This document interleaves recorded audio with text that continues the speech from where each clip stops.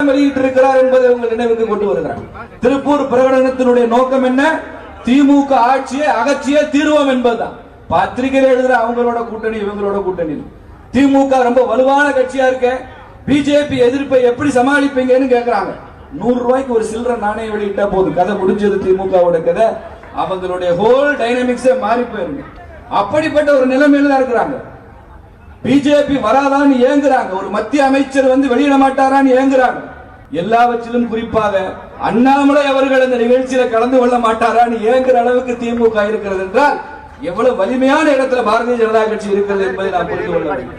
அதனால புதிய கட்சிகள் 1000 வரட்டும், புதிய போக்குகள் 1000 வரட்டும், எந்த இடத்திலும் நமக்கு நமது எண்ணத்தில் குழப்பம் இல்லை, தெளிவாக இருக்கிறோம். 2026 திமுகவை ஆட்சியில் அமர விடமாட்டோம். மதுரை தெற்கு தொகுதி உட்பட அத்துணை தொகுதிகளிலும் பாரதிய ஜனதா கட்சி தாமரை சின்னத்தில் போட்டியிடும் ஒவ்வொரு தொகுதியிலும் ஆயிரக்கணக்கான தொண்டர்கள் பணியாற்றுவார்கள்.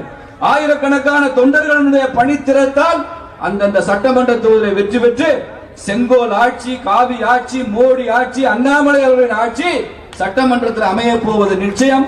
அதுதான் நமது லட்சியம் என்று கூறி வாய்ப்பு கொடுத்த அத்தனை பேருக்கும் நன்றி கூறி, வரக்கூடிய தேர்தலில் மறுபடியும் மகத்தான வெற்றியை பெற சூளுரை எடுப்போம். தமிழகம் காப்போம், தமிழகம் மீட்போம், தளராது உழைப்போம் என்பதுதான் நமது திருப்பூர் பிரகடனம்.